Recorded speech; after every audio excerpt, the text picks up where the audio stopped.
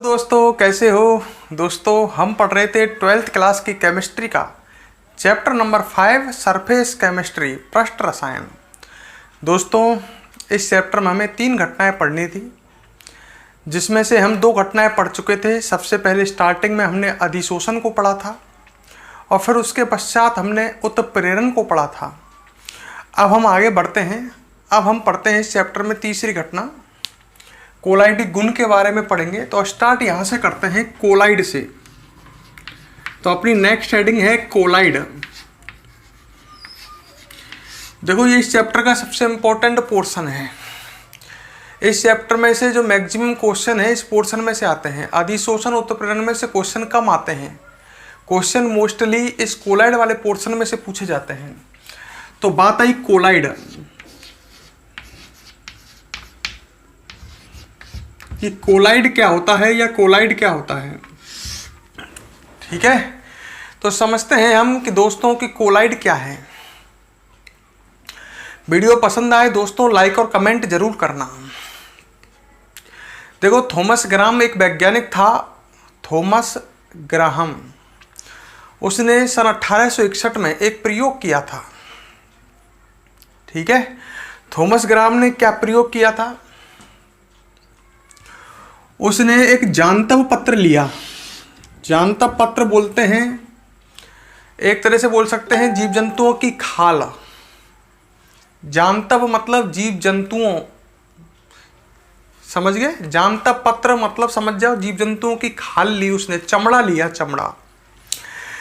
ये जांतव पत्र जो होता है दोस्तों, इसमें बहुत ही बारीक छिद्र होते हैं, बहुत ही बारीक। तुम्हें पता ही है अपनी खाल में छिद्र हैं, जब भी तो पसीना बाहर आता है।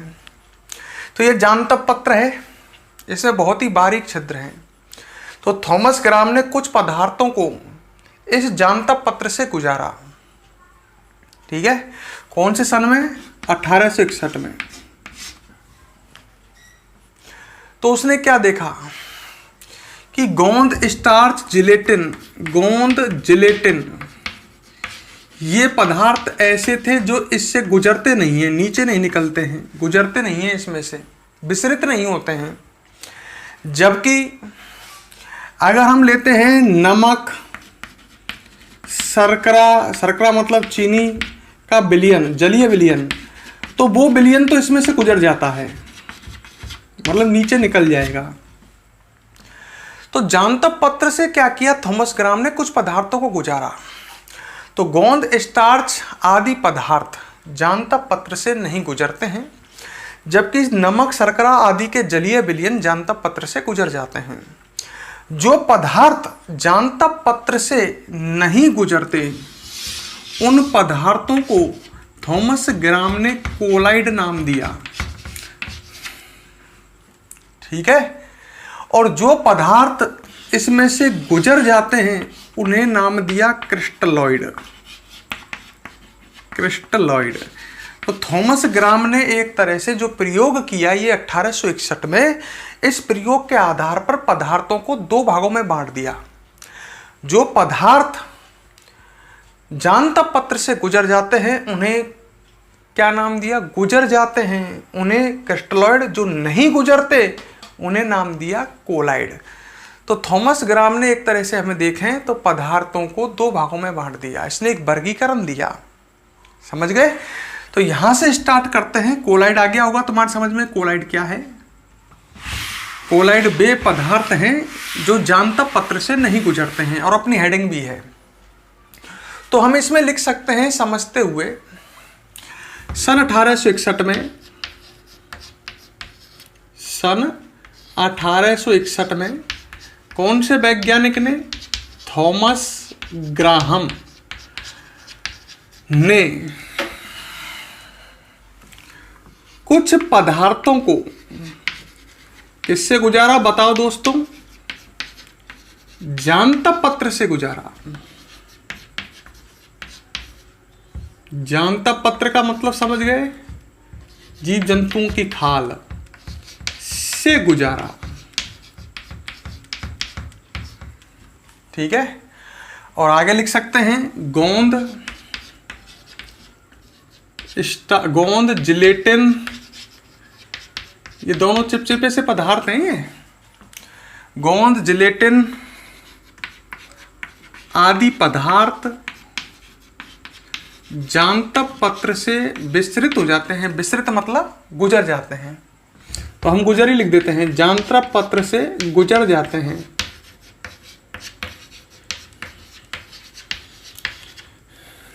गुजर जाते हैं कि नहीं गुजरते, मैंने उल्टा लिख दिया। ये नहीं गुजरते हैं, ध्यान करो। जांतव पत्र से गुजरते नहीं हैं। गोंद, जिलेटिन आदि पदार्थ जांतव पत्र से गुजरते नहीं हैं। और लिख सकते हैं नमक, शर्करा, शर्करा मतलब चीनी का जलीय विलयन जांतव पत्र से गुजर जाता है। जो अपन ने समझा ऐसे के ऐसे लिखा, अपना दिमाग कुछ नहीं लगाया। जांतव पत्र से गुजर जाता है। ठीक है। अच्छा, आगे हम कह सकते हैं इस प्रयोग के आधार पर थॉमस ग्राम ने पदार्थों को दो भागों में वर्गीकृत किया, विभाजित किया। तो आगे कह सकते हैं इस प्रयोग के आधार पर, जो ये ऊपर प्रयोग किया गया, इस प्रयोग के आधार पर थॉमस ग्राहम ने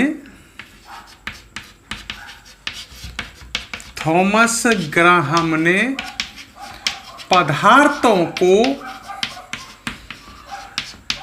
दो भागों में विभाजित किया।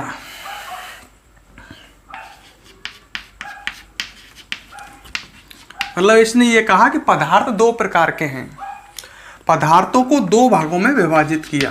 कौन कौन से बताए आपको याद है? एक कोलाइड और एक क्रिस्टलॉइड। Number 1 collide. कोलाइड क्या होते हैं? वे पदार्थ जो जांतव पत्र से नहीं गुजरते हैं।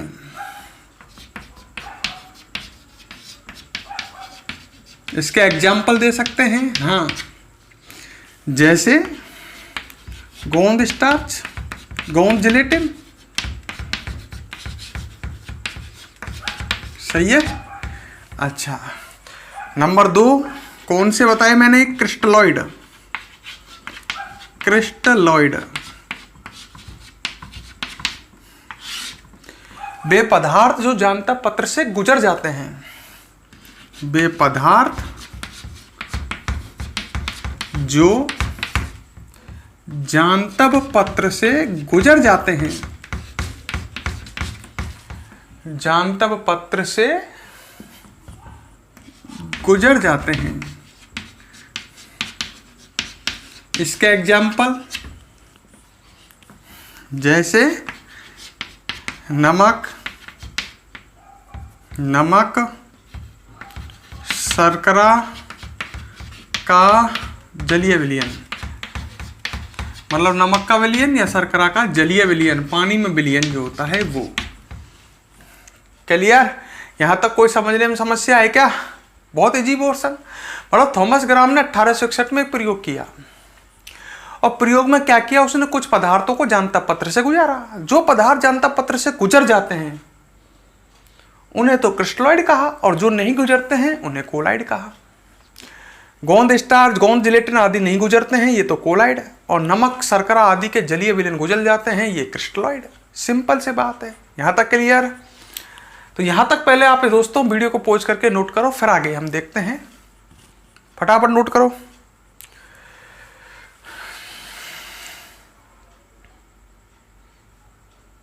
कर लिया? अब आगे सुनो मेरी बात। दोस्तों ये जो वर्गीकरण था ये सही नहीं था। समझ रहे हो क्यों नहीं था? अब इस बात को समझते हैं।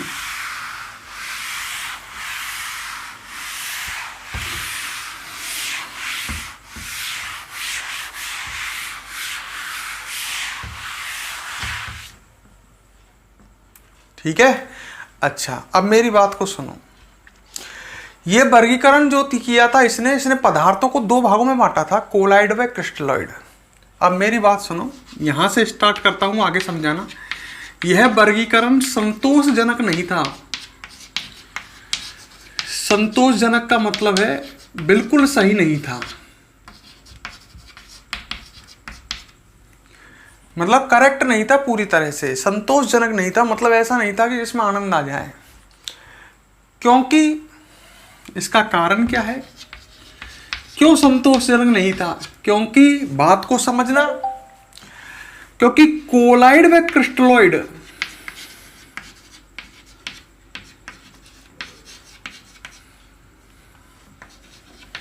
क्रिस्टलॉइड वास्तव में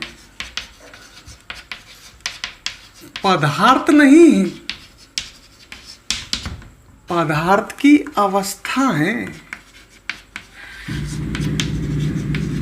मैंने एक लाइन लिखी है बड़ी शानदार।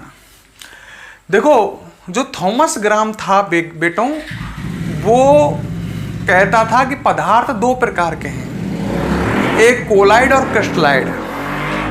उसने कहा पदार्थ दो प्रकार के हैं, कोलाइड व क्रिस्टलाइड। पर हकीकत यह है कि ये कोलाइड व जो क्रिस्टलॉइड हैं, ये वास्तव में पदार्थ नहीं है, पदार्थ की अवस्था है।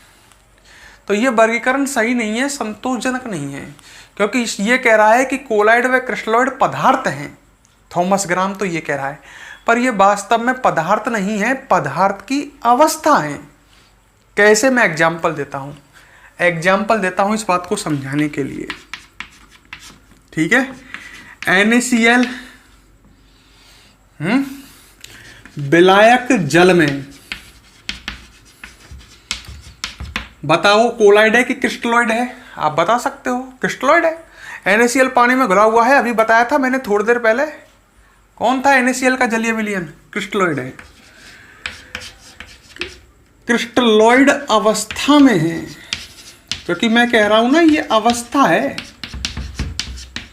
कोलाइड क्रिस्टलॉइड कौन है? पदार्थ की अवस्था। NaCl ब्लैक जल में क्रिस्टलॉइड अवस्था में है।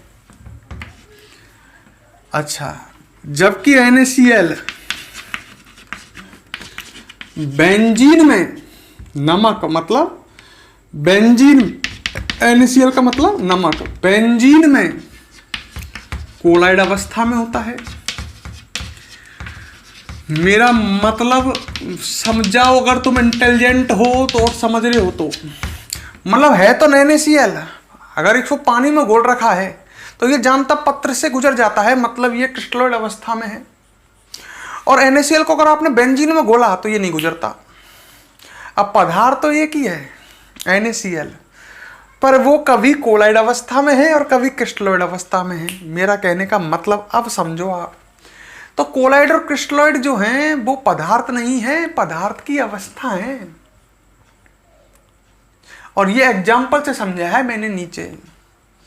पेपर में ऐसे एक क्वेश्चन आ सकता है कि कोलाइड या क्रिस्टलॉइड दोनों के बारे में, ये पदार्थ नहीं है, पदार्थ की अवस्था है। तो आप इस कारण से इस तरह से लिख सकते हो, इस एग्जाम्पल को देकर के समझा सकते हो। नीचे लिख सकते हो, अतः कोलाइड व क्रिस्टलॉइड पदार्थ नहीं, पदार्थ की अवस्था में है। क्या है? पदार्थ नहीं है, ये पदार्थ की अवस्था है। पदार्थ तो NaCl है। जब ये पानी में घुला हुआ है तो ये क्रिस्टलॉइड अवस्था में है, क्योंकि ये जानता पत्र से गुजर जाता है। और जब ये बेंजीन में घुला हुआ है तो ये कोलाइड अवस्था में है, ये जानता पत्र से नहीं गुजरता है। ठीक है, इसको बढ़ा करके समझा सकते हो। तो मेरी बात समझ गए होंगे। ये वास्तव में पदार्थ नहीं, पदार्थ की अवस्था है। आगे सुनो। अच्छा, ये दोनों अवस्थाएं, मेरी नेक्स्ट बात सुनो। दोनों अवस्थाएं कौन कौन सी? एक तो कोलाइड व एक क्रिस्टलॉइड। ये दोनों अवस्थाएं पदार्थ के कणों के आकार पर निर्भर करती हैं। बोलो, गलत तो कहीं कह रहा?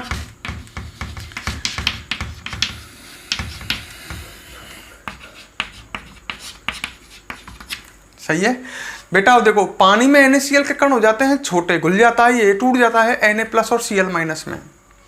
तो पानी में जब NaCl है तो NaCl पदार्थ जो है उसके कणों का आकार छोटा होता है, तो वो जांतव पत्र से गुजर जाता है उस समय NaCl क्रिस्टलॉइड अवस्था में है।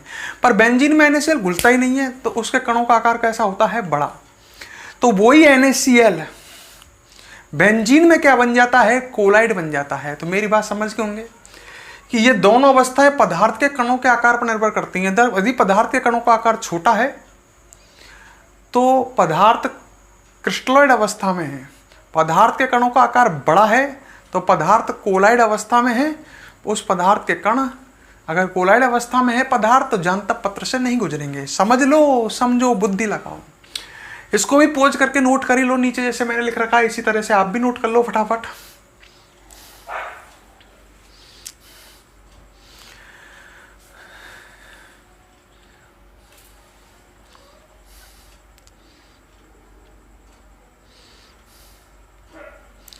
लिख लिया? अब आगे पढ़ेंगे हम दोस्तों बिलियन के प्रकार।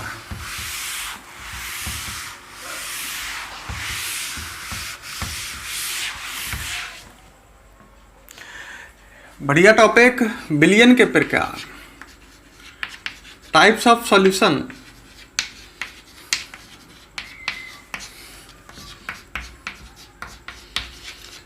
Types of solution. बिलियन के प्रकार। दोस्तों जो बिलियन होता है ना, बिले के कणों के आकार पर, बिलियन के दो घटक होते हैं आप जानते हो, एक बिले और एक विलायक। बिलियन में जो घटक ज्यादा मात्रा में होता है उसे विलायक कहते हैं, और जो कम मात्रा में होता है वो बिले कहलाता है। सही है? तो बिले के कणों के आधार पर देखो, अभी देखो, अभी थोड़ी देर पहले पढ़ रहे थे, पदार्थ NaCl पानी में और बेंजीन में, ये बिले ही तो था है? तो बिले के कणों के आधार पर, ढंग से सुनो, बिले के कणों के आकार के आधार पर, आकार के आधार पर बिलियन 3 प्रकार के हैं।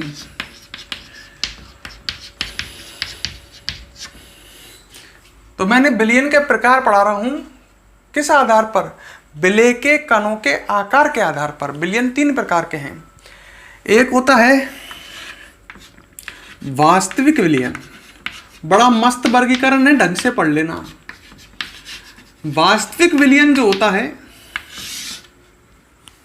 ठीक है, इसके कणों का वास्तविक विलियन है ना। अच्छा, इस विलियन में बिले के कणों का व्यास, बिले के कणों का व्यास, आकार को व्यास से नापेंगे अपन। कण गोलाकार है, अगर व्यास ज्यादा तो आकार बड़ा, व्यास कम तो आकार कम। तो जो वास्तविक बिलियन है, इस बिलियन में बिले के कणों का व्यास 10⁻⁻7 सेंटीमीटर से कम होता है। तो बिलियन 3 तरह के हैं। पहला वास्तविक बिलियन, और वास्तविक बिलियन में याद रखो डाटा कि बिले के कण जो है, बिले का कण जो है, उसका व्यास कितना होगा? उसका व्यास होगा 10⁻⁻7 सेंटीमीटर से कम। ठीक है? अच्छा, तो व्यास 10⁻⁻7 सेंटीमीटर से कम है, मतलब बिले के कणों का आकार बहुत ही छोटा है। ठीक है? अच्छा, ये बिलियन समांगी प्रकृति के होते हैं। इसका मतलब समझ लो क्लियर। ये बिलियन समांगी प्रकृति के होते हैं। समांगी प्रकृति का मतलब है बिले और विलायक दोनों में पूर्णतया मिश्रित होते हैं। इस बिलियन में, वास्तविक बिलियन में, बिले और विलायक पूर्णतया मिश्रित होते हैं। आपने एक चैप्टर पढ़ा था, चैप्टर नंबर 2 सॉल्यूशन पढ़ा था। तो उस चैप्टर में आपने जो बिलियन पढ़े थे वो सब वास्तविक बिलियन थे, और मैंने कहा था उस समय कि बिलियन समांगी प्रकृति का होता है। तो वास्तविकता यह है कि जो वास्तविक बिलियन पढ़े थे वहां पर हमने, और वो वास्तविक बिलियन समांगी प्रकृति के होते हैं, अर्थात इन बिलियनों में बिले और विलायक एक दूसरे में पूर्णतया मिश्रित होते हैं। ठीक है? तो ये बिलियन समांगी प्रकृति के, इसके एग्जाम्पल आप देख सकते हो। एग्जाम्पल ऐसे बिलियन के, नमक, शर्करा, अम्ल, ये पढ़े थे ना, वहां पर आए थे, क्षार, लवण आदि के जलीय विलियन। ये वहां सब आए थे आदि के जलीय विलयन, समझ गए होंगे। तो ये तो हम तो चैप्टर नंबर 2 में पढ़े थे, हमने ये वास्तविक विलयन पढ़े थे उस समय। क्लियर कर रहे हो मेरी बात? अच्छा, विलयन एक तो हो गए वास्तविक विलयन, और दूसरे हैं कोलाइडी विलयन, जिसके बारे में हमें इस चैप्टर में पढ़ना है। कोलाइडी विलयन जो होते हैं दोस्तों, इस विलयन में विलेय के कणों का व्यास, विलेय के कणों का व्यास 10 की घात -7 से 10 की घात -5 सेंटीमीटर तक होता है। क्लियर कर रहे हो? मतलब वास्तविक विलयन की तुलना में बड़ा होगा विलेय के कणों का आकार। कौन से विलयन में? कोलाइडी विलयन में। कितना व्यास होगा कणों का? 10 की घात -7 से 10 की घात -5 सेंटीमीटर। क्लियर? अच्छा, इसके एक बात और सुनो, ये विलयन जो होते हैं कोलाइडी विलयन, ये विषमांगी प्रकृति के होते हैं।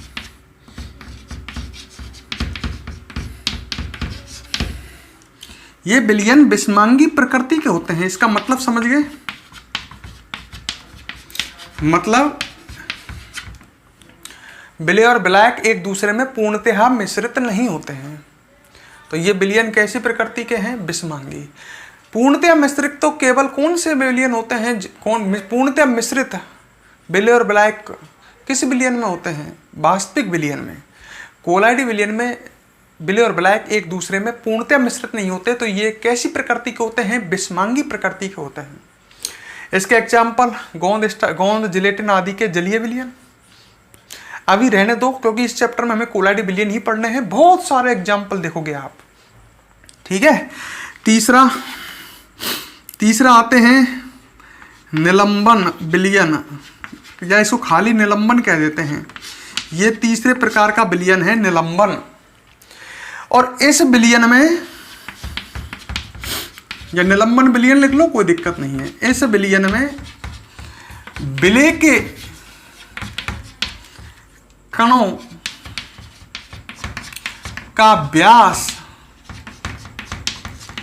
10 की घात -5 सेंटीमीटर से अधिक होता है।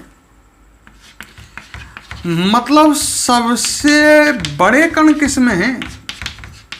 विलेय के कणों का आकार सबसे बड़ा किस में है? निलंबन विलयन में, ठीक है। इसके एग्जाम्पल दे, ये विलयन भी विषमांगी प्रकृति के हैं, ठीक है। यह भी लिख ही देता हूं इसे भी, ये विलयन भी विषमांगी प्रकृति के होते हैं।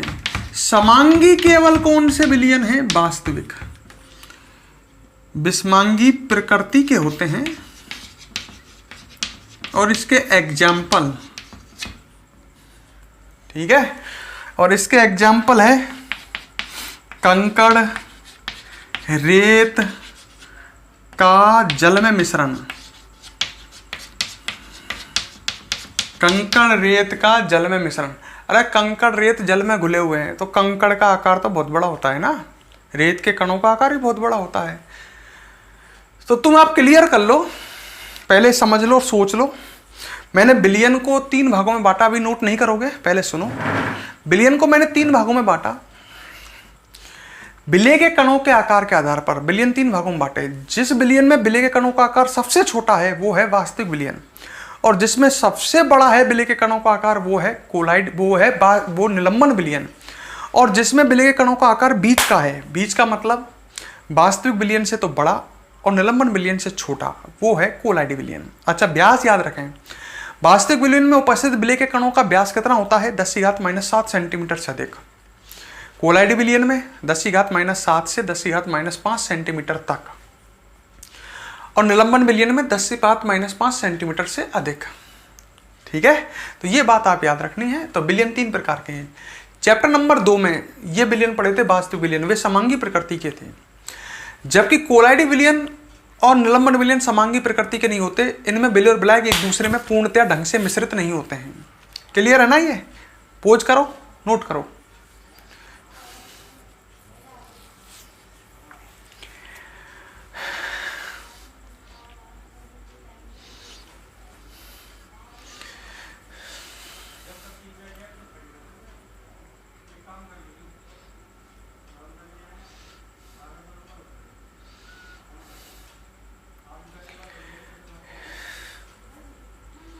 ठीक है, तो दोस्तों अब इस चैप्टर में आगे हमें कोलाइड बिलियन के बारे में पढ़ना है। वास्तविक बिलियन तो हम पढ़ चुके हैं पहले, अब हमें कोलाइड बिलियन के बारे में पढ़ना है।